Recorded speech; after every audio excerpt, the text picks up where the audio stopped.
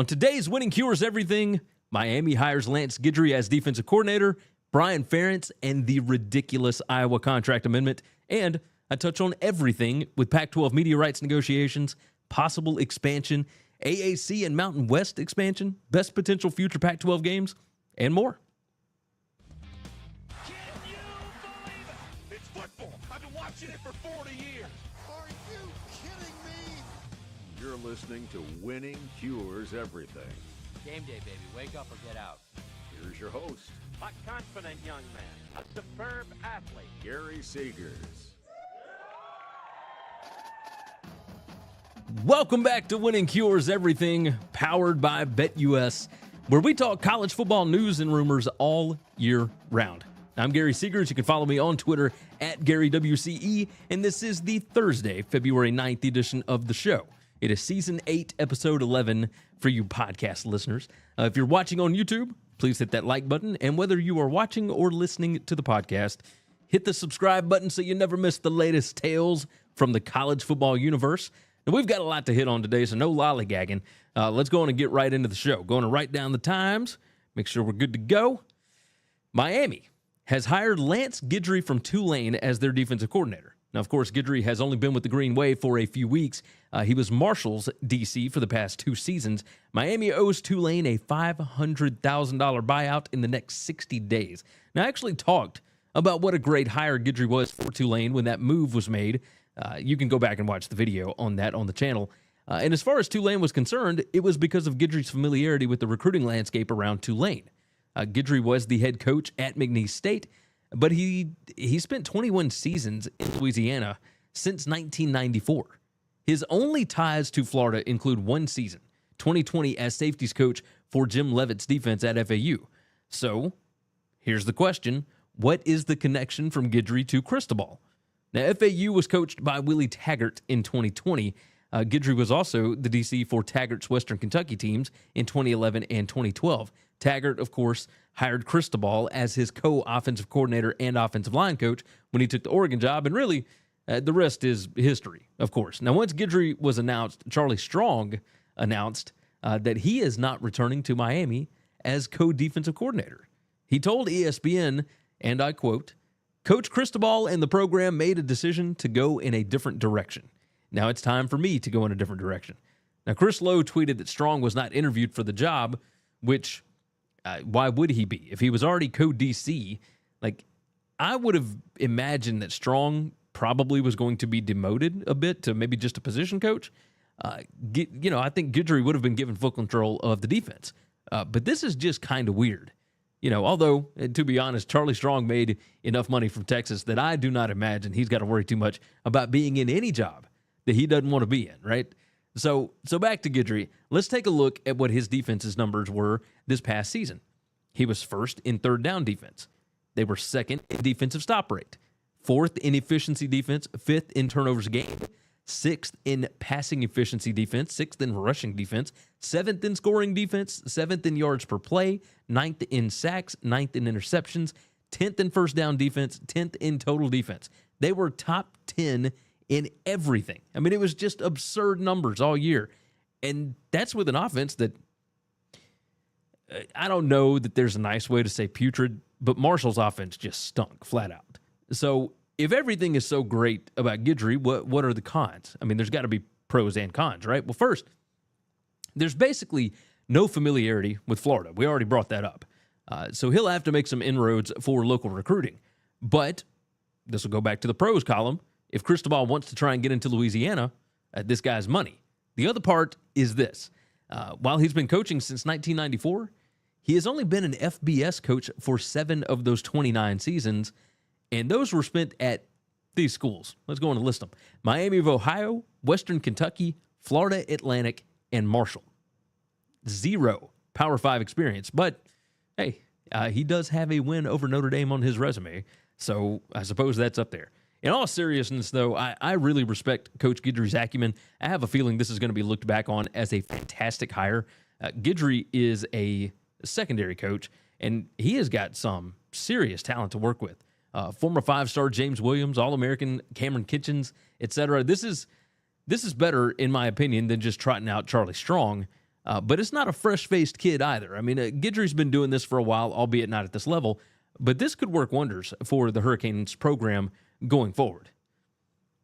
Winning Cures Everything is brought to you by BetUS. With fast payouts, fantastic customer service, a myriad of options to bet on, and an easy-to-use layout, it is easy to see why it's been America's favorite online sportsbook for nearly 30 years. And right now, you can wager with a $50 free play with no deposit required just by signing up using the link in the description here. So take advantage of the deal. Get signed up over at BetUS, where the game begins. Bill Connelly. That's right, old Bill over at ESPN now, formerly of SB Nation, the legendary proprietor of the SP Plus system. It used to be S&P, whatever you want to call it.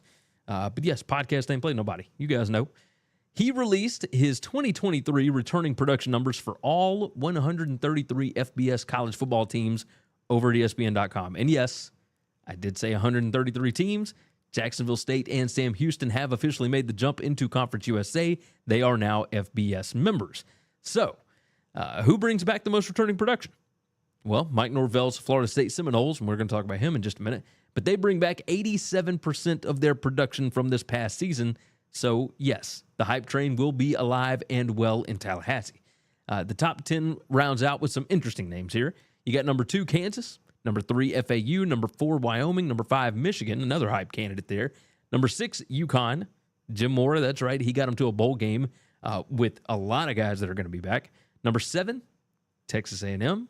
Number 8, Boston College. Number 9, Missouri. And number 10, Temple. The only 2 teams that ranked top 10 returning production on offense and defense were number 2, Kansas, and number 4, Wyoming. Very interesting. Now, Connelly also tweeted out each conference's returning production leaders.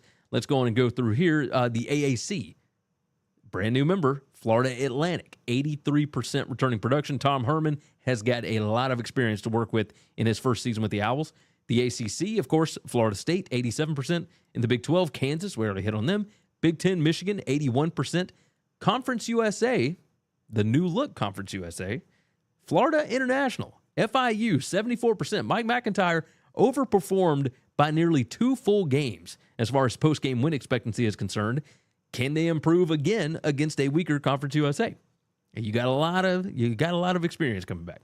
As far as independents, UConn, 80%. We talked about them. In the MAC, Toledo and Northern Illinois, both at 77%. Now, is Jason Candle even going to be Toledo's coach? Who knows? And if Thomas Hammock doesn't make a bowl this year, things could get real dicey for the Huskies coach. We'll touch on them later. In the Mountain West, Wyoming, 83%. Oh, look, surprise, Craig Bowl nearly made the Mountain West Conference title game in 2022, and now they return the most production in the conference. We know what to expect from a Craig Bowl team, right? If you've been watching this show for any amount of time, you guys understand how much I appreciate what Wyoming does year in, year out. In the Pac-12, USC and Utah both at 76%. In the SEC, Texas A&M. Now, we hit on them. They're at 80% returning production. So, the question, of course, is, was A&M's slide last year just due to inexperience? Because that will not be an excuse this year. You got to come up with something different. As far as the Sun Belt is concerned, South Alabama, 77%. Kane Womack has a chance to do big things this year in Mobile. Now, Connelly also talked about how returning production is not the only piece of his projections, but if they were, these are the 5 teams that would improve the most. Of course, you can go over and follow Bill on Twitter. But number 1, FAU up 7.1 points. Florida State up 6.1 points. South Alabama would be up 4.1 points. Wyoming, the same thing. And Missouri plus 3.6. On the other side of that, the teams that would decline the most in his SP Plus projections, Kent State is losing so much they would be downgraded 24 points. That is insane. Georgia State down 15.2. East Carolina down 15. By the way, big part of this is a lot of these guys are losing quarterbacks. Very important piece of the puzzle there. Stanford down 13.2. App State down 12.7. And then there's other notables as well. Alabama would be down almost 9 points. TCU 8 points. Cincy 7 points. Virginia down nearly 6 points. And Wake Forest is down 4.4. Now, returning production is a fun metric to play with in the offseason. It helps set a baseline expectation of progression or regression. But as Connelly said, it's not the end-all, be-all for projections going into the season. There's still another transfer portal window. We'll have to see what final rosters look like as far as talent goes, but this is the first step towards figuring out exactly what we're working with heading into the 2023 season. Let's move to Iowa.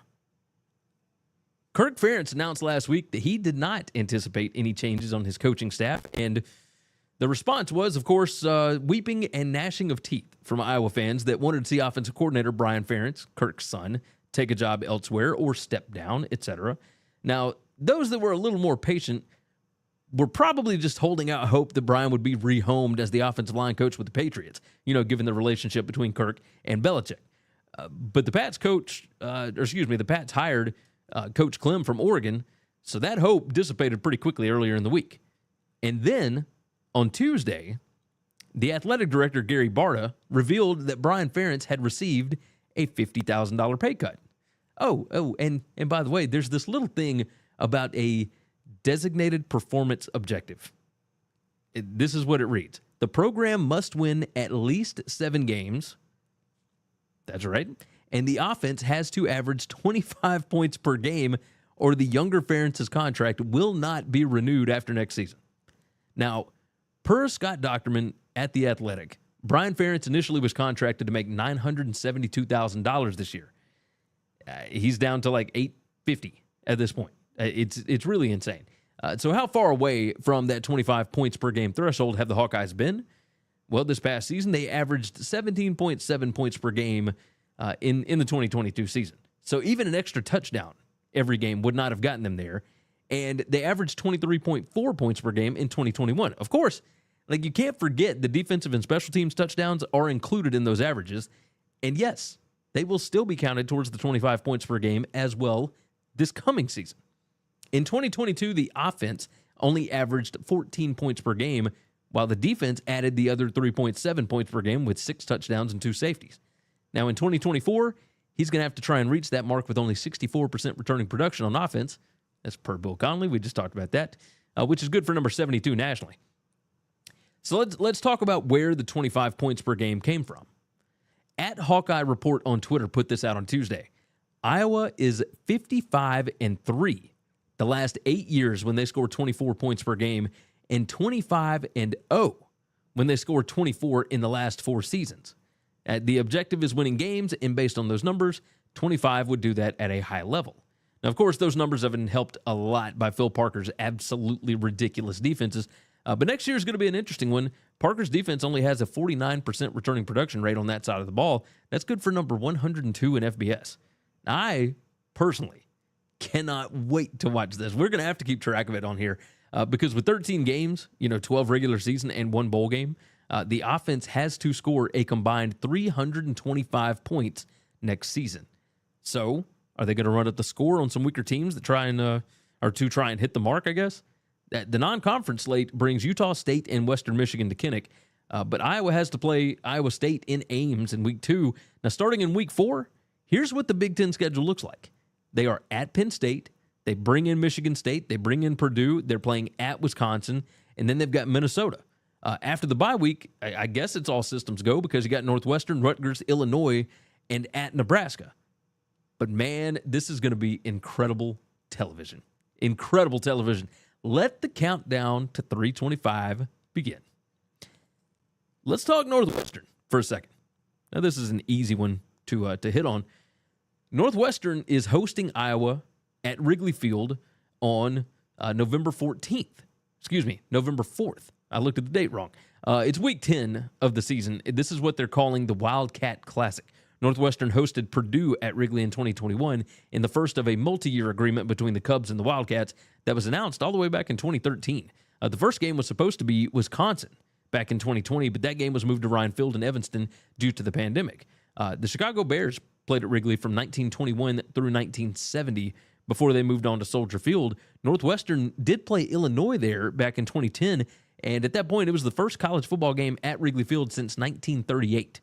In that game, due to safety concerns, the teams directed every possession towards only one end zone, which was absolutely absurd. And yes, it was the same issue that Jacksonville State and North Alabama had at Toyota Field, which is the home of the Rocket City Trash Pandas last year in Madison, Alabama. But baseball fields are not exactly long enough to fit entire football stadiums inside, right? Wrigley is expected to be an option for some of the home games for Northwestern while the teardown and the rebuild of Ryan Field is ongoing. And honestly, I'm a little torn on this. It's kind of cool to get to see Big Ten football inside of legendary Wrigley Field. But again, it's a baseball park, not a football stadium. Like, the crowd dynamic is different. It's a little weird. I get the appeal for a casual college football fan for sure, but it's a little strange, right? Iowa most recently played in Chicago in 2012. It was a win over Northern Illinois. So if you just look at the records, Iowa is 1-0, and Northwestern is 0-2 in their most recent appearances in the Windy City. Let's move to Florida State. Per Matt Baker of the Tampa Times, Florida State has signed coach Mike Norvell to a contract extension through the 2029 season. Now, the new compensation structure bumps him up $8.05 million per year. That's right. He is up over $8 million a year. His original contract was for 6 years and $28 million. That's, do the math, like $4.6 million, if I remember right. If I'm doing the math right, it's like 4.6, 4.7, somewhere around there. Norvell was seriously doubted in his first 18 months on the job, but it's nice to see that he has been rewarded, and Florida State fans and the administration, like, they are buying into what he can build now that he's been given time. Think about how absurd it is that Florida State didn't have the talent to be able to run what Norvell wanted to early in his tenure. Like, that's insane to think about right now. Of course, I say nice things about him. They've got the most returning production in the country, of course. But, say those one-score games last year, they could have gone a different way. Who knows what might happen this season? We'll see. How about this? What I do know is that Mike Norvell is a winner, and you are lucky if you're a football fan and your team has one of those at the helm. That's the easiest way to put that. All right, now on the other side, we are going to talk a whole lot about the Pac-12 media rights situation, possible expansion with San Diego State and SMU, the best games the two potential members would bring to the conference. We're going to hit on AAC and Mountain West Conference expansion options and more. Let's check out some things you should know about. Every Tuesday and Wednesday at 1 p.m. Eastern, expert game analysis only on the BetUS TV College Football Channel. If you haven't already, subscribe to the podcast on Apple, Spotify, or whatever's your favorite podcast app. And if your app allows it, leave a 5-star written review. Visit the Winning Cures Everything web store to get all kinds of football shirts, hats, hoodies, mugs, and more. Visit winningcureseverything.com/store to see what all we've added. And now, back to the show.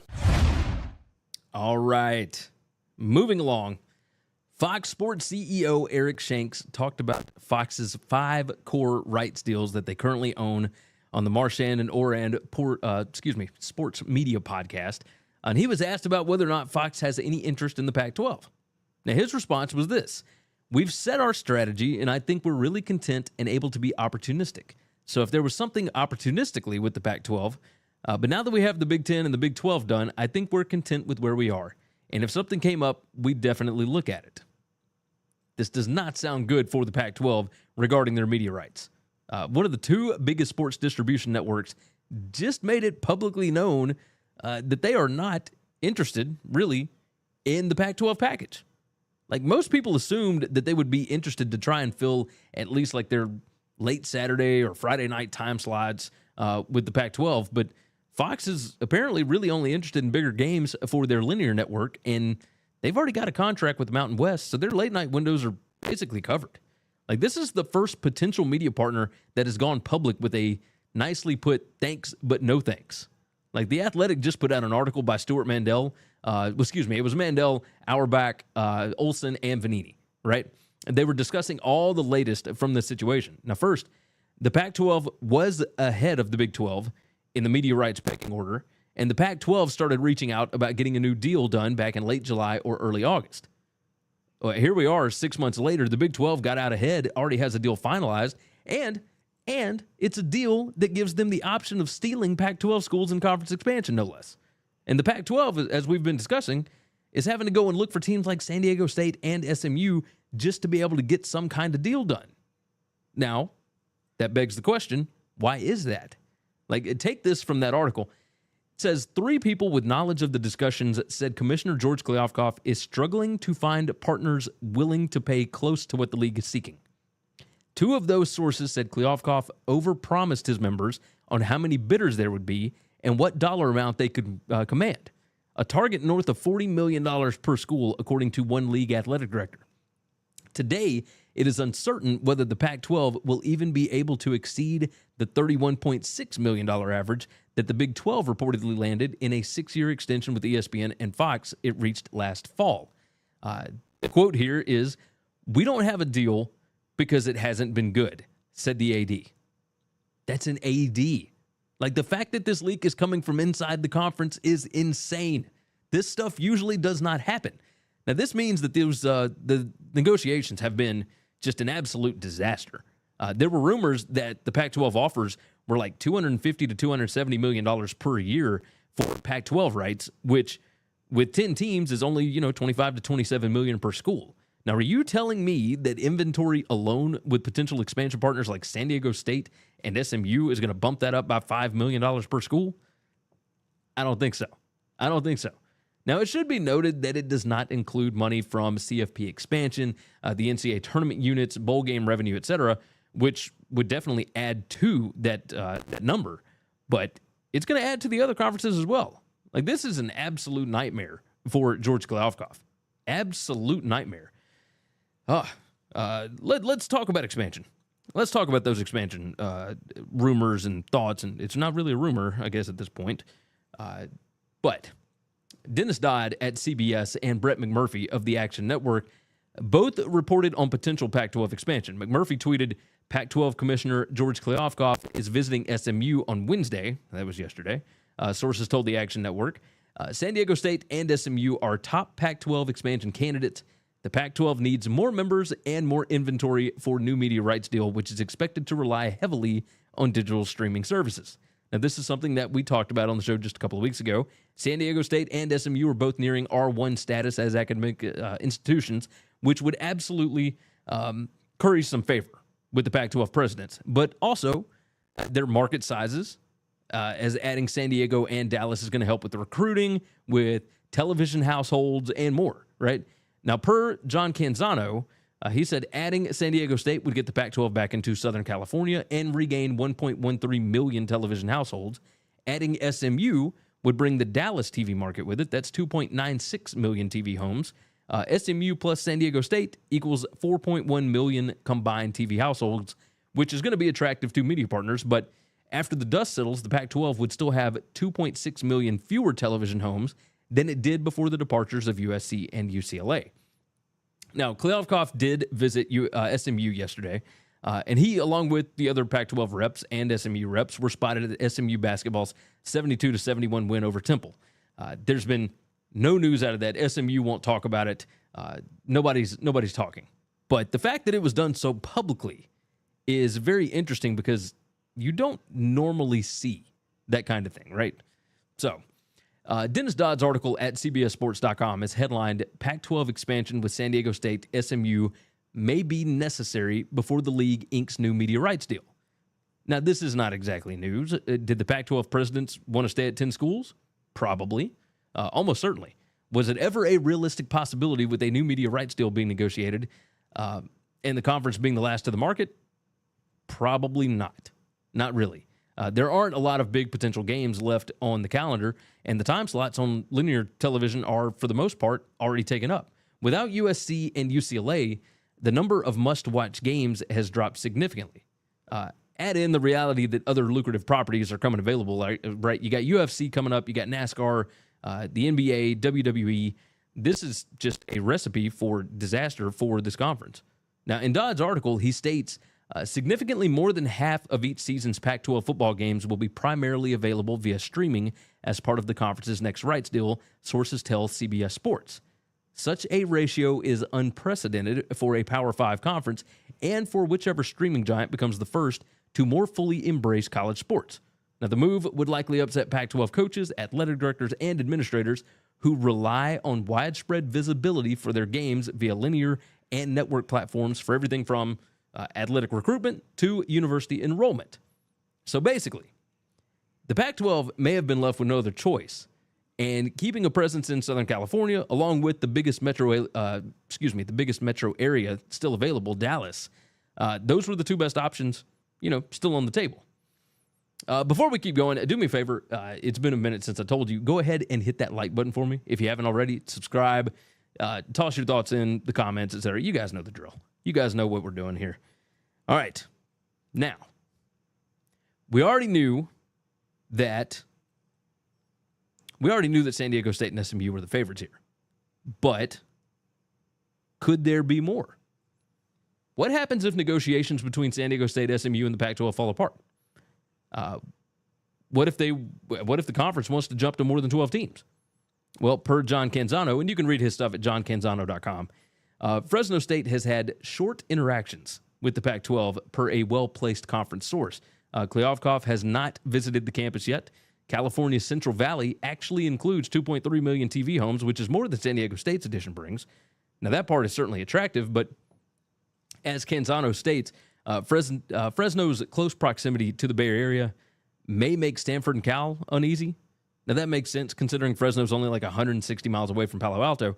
At the same time, I don't think Fresno is going to be recruiting the same kind of student athletes that Stanford and Cal will be. Like, maybe I'm wrong on that. But this is also an issue for Boise State, who definitely doesn't bring the same number of households. I think it's only around like 510,000 or 520, whatever it is. But it is a much more well-known brand than any of the potential expansion targets that we're already talking about. The issue here is that Boise could be vetoed because certain Pac-12 schools recruit against the Broncos. Like Boise is less than 300 miles from Pullman, about 350 to Salt Lake City, and less than 500 from Seattle, Corvallis, and Eugene. On the academic side, and by this point we all understand how important academics and research are to the presidents in the Pac-12, but Boise State is looked at as basically a junior college, right, by the remaining Pac-12 institutions. And Boise State fans, do not get mad at me for that. I'm just telling you the truth. I'm just trying to tell you the truth. Pushing Boise State in expansion could actually upset the biggest brands left in the conference. And honestly, Kliavkoff's job right now is to not only keep the remaining 10 schools together, but make sure that Oregon and Washington are happy. Like, that's what you didn't do with USC and UCLA, right? That's it. All right, so what about UNLV, right? The football success has not been there. They don't bring a lot as far as television households, only about 750,000, but it is a city and a region that is rapidly growing. They now have an NFL team. The Pac-12 championship has been moved to Allegiant Stadium. There's a plethora of potential sponsorship opportunities there, along with the fact that Kliavkoff was an executive at MGM before taking over the commissioner's role with the conference. UNLV is certainly investing in their football program. They just fired Marcus Arroyo, who by all accounts appeared to have the program headed in the right direction after 3 years. But they hired former Arkansas defense coordinator and Missouri head coach Barry Odom. It seems like a reasonable candidate here. So why is Fresno or Boise or UNLV, et cetera, even in play? Like, if San Diego State and SMU are the favorites, that moves the league back up to 12 teams. Why would they be looking at even more, especially if the rumors are true that, Oregon, Washington, et cetera, are not in favor of expansion? Well, if the Pac-12 media rights negotiations are contingent on having plenty of inventory, then the more teams, the better, I guess. Canzano stated this as well, and I'm quoting, "I'm told per a source that one of the media rights partners the Pac-12 is engaged with is looking for, quote, some tonnage. The unnamed entity would like to beef up the inventory. This sounds a lot like Amazon, which needs content for the sports app it floated a while ago." Now, how much inventory are we talking about here? With only 10 teams, once you move into the conference slate, that would only be, 5 games at most per weekend? Now, while that's great for making sure each game could be in a specific time window, let's say Friday night, 3 staggered during the afternoon and evening, and then 1 late Saturday, it's not great for a streamer that's looking for inventory, right? Especially on weekends when teams get a bye week, that cuts the number down to like 4 games or fewer. So if the Pac-12 just adds 2 teams in expansion, going from 10 teams to 12, that bumps the inventory from 75 games per season up to 90, assuming a 9-conference game schedule. Now, along with better odds that you'll get at least one decent matchup each weekend, right? So let's hit on that for a little bit longer. Like, how absurd is it that the Pac-12 is in a position where, in order to become appealing to potential media rights partners, the conference is having to go and look at expansion options. Like, this is mind-blowing stuff. Like, absolutely. Anyway, so stepping away from the troubles there, there is also the thought that the Pac-12 could add Fresno and Boise to keep the Big 12 from adding them and derailing future media rights negotiations. We all know that the Big 12 Commissioner, Brett Yormark, has stated publicly several times that they want to get into the fourth time window, which, of course, is the Pacific time zone. I don't know that the Pac-12 is in a position to just add everybody that might be a possibility for the Big 12, but it is something to pay attention to. Like, if the Pac-12 streaming experiment does not go well, the next media rights negotiations are going to be really, really difficult for George Glofkoff and company. That's the biggest issue. If the Big 12 starts adding a bunch of those teams from out west, they have some of that late night inventory that some of these linear television networks would want. If the streaming thing doesn't work and Amazon decides to get out of it, there's nowhere left for the Pac-12 to go after that. So let's talk about the best potential Pac-12 TV games in the new league without USC and UCLA. Let's look at this as if San Diego State and SMU are already confirmed into the conference, which obviously nothing has been voted on yet. So as the old saying goes, don't count your chickens, but let's just say that they do. What are some of the more appealing, more fun, or maybe just more interesting matchups that we could look to see down the road? The first one I wrote down here is San Diego State and Utah. Now, we've seen this matchup quite a few times. It's given us some pretty good games, two programs that go about things very similarly. Another one that I came up with is SMU and Colorado. Like, this is the Pony Express in primetime. Need I say more, right? Like, who knows how long Lashley or Sanders are going to be at their schools, but this is a fun, old-school matchup between two teams that were, really big back in, the 80s or whatever. So, interesting, fun matchup. SMU and Arizona. Jed Fish's offense against Rhett Lashley's offense. Who knows what the coaching matchup will look like by the time this thing gets done, by the time SMU moves into the conference. But, man, you talk about a game that would have produced fireworks last year and should in the future with the way that both of these programs prioritize offense, right? San Diego State and Arizona State. I'm doing this one mainly because I like the idea of the Sun Devils against the Aztecs. Like, it's a fantastic mascot battle here. Two fun cities and campuses, an underrated uniform matchup. Really. SMU against Oregon. This is another interesting uniform matchup, but also a big-time recruiting battle as, Oregon has been known to go into Texas and grab some kids right out of SMU's backyard. San Diego State and Stanford. Red and black against red and white. That's one. We've also seen this matchup recently. San Diego State beat them 20-17 back in 2017, and Stanford won 31-10 in 2018. Hey, why don't we just toss this one out there? San Diego State against SMU. Like, one team is built on defense, one team's built on offense. Now, I don't know what kind of numbers this would do as far as TV, but it's got potential. Like, the interesting thing here is that everyone else has that built-in rivalry, right? You got Stanford, Cal, you got Arizona, Arizona State, you got Colorado, Utah, and you got Oregon, Oregon State, and the Apple Cup. Like, do we just pair up SMU and SDSU at the end of every season? Or do we maybe do, like, Utah and San Diego State and, like, Colorado SMU? Like, of course, like, when it comes to TV, you've got some guaranteed big draws. You got the trifecta of Washington, Oregon, and Utah all playing each other. You got the Civil War, or whatever they're calling it now. The Apple Cup, the game, Stanford and Cal. Anything Deion Sanders does is going to be gold. The Territorial Cup with Arizona and Arizona State. Obviously, some of these are bigger than others when it comes to straight numbers, but that these will draw eyeballs. Like, what kind of eyeballs will SMU and Oregon State draw? San Diego State and Washington State, Cal and SMU. Like, it's going to create some matchups that have very little intrigue to a national audience. Either way, I think it's going to be interesting to keep an eye on. That's what I'm looking for going forward. All right, so staying in the theme of expansion, I'm not going to dive into all the legal stuff regarding the AAC grant of rights, etc. But if SMU does leave to join the Pac-12, that puts the AAC back to 13 teams. Now, who are the most likely expansion candidates for the AAC if SMU joins the Pac-12? Now, it's not as easy to pick up teams as it was even just last season. At this point, you're kind of scraping the bottom of the barrel, but there are certainly some intriguing candidates. I think the first option here for the AAC would be Liberty. Now, they just hired former head Shant Jamie Chadwell from Coastal Carolina. They have an enrollment of 95,000. Their endowment is reportedly $1.7 billion. And Lynchburg, Virginia is directly between Charlotte and Washington, D.C.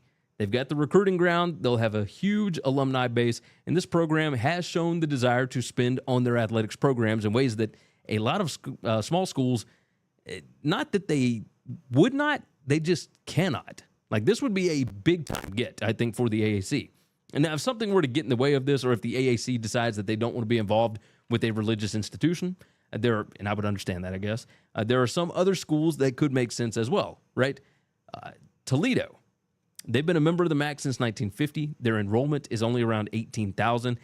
Their endowment is around $550 million, but they are in a talent-rich, football-centric area. It's tucked in the corner of Lake Erie between Detroit and Cleveland. It's only like 140 miles from Columbus. They're the best team in the MAC. And an AAC deal would allow them to stop having their head coach flirt with leaving to become a Power 5 offensive coordinator, which has been rumored for like 2 straight seasons. Travel might be an issue, as Toledo is not close to any other AAC schools. Like, they're over 500 miles from Charlotte and Philly, nearly 700 miles to Memphis, over 850 to Tulsa, all of which are their closest neighbors. Now, of course, that pales in comparison to USC and UCLA in the Big Ten. But the AAC, they ain't offering Big Ten money, right? So that's a little bit of an issue. What about Buffalo? Now, academically, this is going to be quite the get. The endowment is over $1 billion, enrollment over 30,000. 30,000. Whew. Buffalo. Endowment over $1 billion, their enrollment over 30,000. And it would be the conference's third AAU member, along with Tulane and Rice. And Rice, of course, just joining this year. The SEC only has 5 AAU schools, and that includes Texas, who isn't even here yet. And, you know, if the AAC were to grab Buffalo, that would make them have 3. So right up there as far as academics are concerned. Buffalo just joined the FBS in 1999. They've already been in 6 bowl games. They've played in the MAC title game 3 times. They invest in their athletics programs, and they have continuously made good hires. That's as evidenced by Turner Gill in the late 2000s, Lance Leipold in the late 2010s, and then, of course, the basketball coaches Bobby Hurley and Nate Oates. Now, on top of that, the school is less than 400 miles away from Philadelphia and Annapolis. Like, you still run into the geography issues you do with Toledo, but at least you've got, you know, some schools within 400 miles there. Like, we'll see. Another interesting idea here is, would the AAC want to try and steal a Mountain West school? Like, UNLV is my last interesting proposition here. The AAC has shown a propensity to want schools in big metropolitan areas, which helps with eyeballs, branding, sponsorship opportunities, etc. UNLV would be right up their alley. Now, the issue there is, again, geography. The closest AAC schools to UNLV would be, well over 1,200 miles away. But flights into Vegas are a lot easier to come by than getting to Buffalo or Toledo, right? Toss in the recruiting footprint, another time window, a big student enrollment, along with potential gambling sponsorship dollars, and you could have something very interesting on your hands. Now, the other side of that is, would it make sense for UNLV? Like, that's for the Rebels to figure out, but it's certainly an exciting option for the AAC. As far as the Mountain West is concerned, let's go and write down the time here. It will be quick on Mountain West Conference expansion options. There's not many in FBS, unless the new commissioner, Gloria Navarez, wants to expand the footprint deep into Texas, right? But right off the bat, you've already got New Mexico, so why not think about bringing in New Mexico State? The football program definitely took a big step up in year 1 under new head coach Jerry Kill, but the Aggies program has been the only FBS independent in this part of the country since the Sun Belt ended their football-only associate membership following the 2017 season. Now, 2023 is going to be their first season in Conference USA. Geographically, it makes sense. It would make the Rio Grande rivalry with New Mexico a conference game with more stakes than just bragging rights, right? Another potential option is UTEP. Just right down the road, who remains in Conference USA. UTEP has not been a good athletic program for quite some time, but they have got a passionate fan base, a legendary stadium in the Sun Bowl, a top 100 designated market area with a population near 1 million, and they got nearly 400,000 TV households. Like, UTEP also fits geographically. They're only about 45 miles from New Mexico State in Las Cruces, so if one fits, then the other one would as well, right?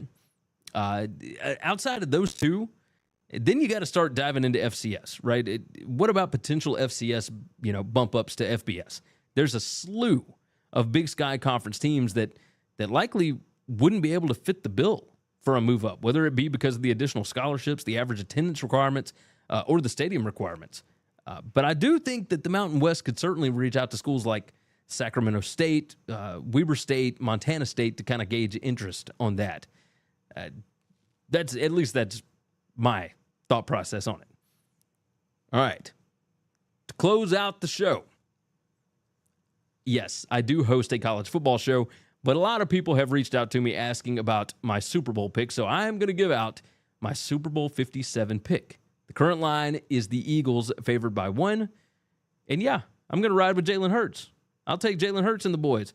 I'll also take that over 51. I expect this game to be played in the upper 20s, maybe the upper 30s. I think it's going to be a fantastic ball game. Like, this Jalen Hurts storyline is so good. I do understand that Patrick Mahomes is a ridiculously good quarterback, and Andy Reid is on the opposite side of the Eagles, which is also pretty funny. The storylines are great in this, but I will take the Eagles to win this one. I think it's going to be a lot of fun. A lot of fun.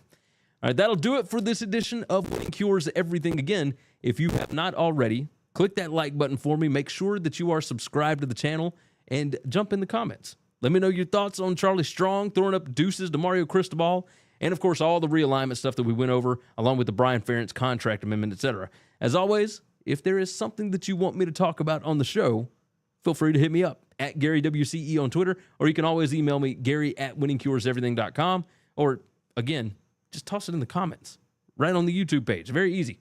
Subscribe to the podcast. Make sure and leave us a review. Go sign up at BetUS. Enjoy the Super Bowl.